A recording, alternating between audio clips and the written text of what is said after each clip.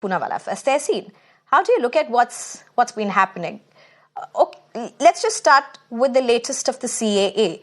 If you look at the states where protests are unfolding, where protests are likely to unfold, of course, some of the most challenging terrain is going to be the Northeast.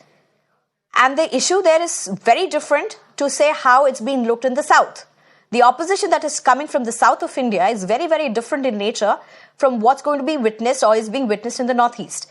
Now, how do you look at this from the prism of what's expected with the votes?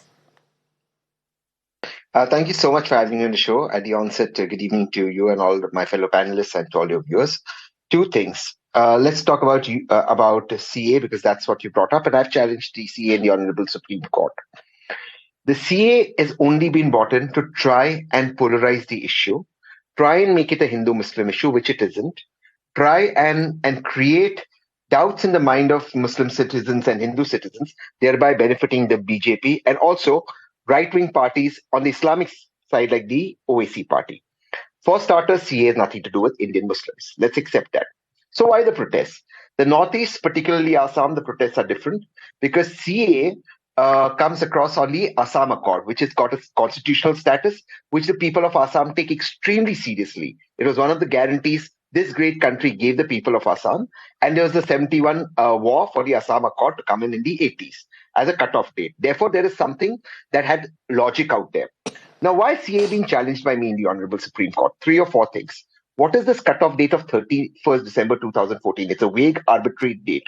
It has no basis. Any law must have basis in a date. For example, the Assam Accord, the last cutoff date was 71 because of the 71 war, Indo-Pak war that resulted in the formation of Bangladesh. So this will be a logic. Now, number 2, the CA is actually anti-Hindu.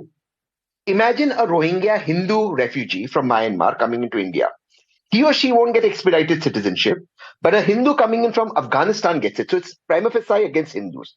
What about an atheist like me who's religiously persecuted in some of the neighboring countries? They don't get citizenship expedited, but somebody who comes in from Afghanistan or Pakistan get in.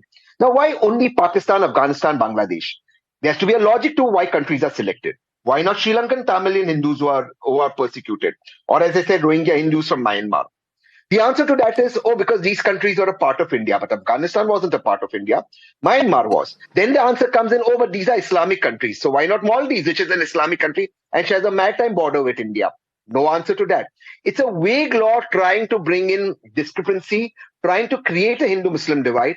Actually, this law is anti-constitution because Article 14 of our constitution says very clearly, all people will be treated equally. That includes refugees.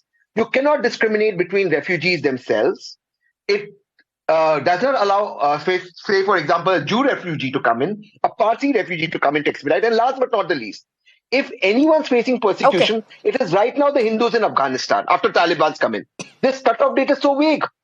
And you have you have the media covering some lady who's not even religiously persecuted and has come into India to get married to her boyfriend. They're covering her that CA is coming, which makes absolutely no sense. So the BJP is actually using this issue to polarize, making no logical or legal sense or has no basis in constitutionality. And I'm confident I will win in Supreme Court. It'll be struck down.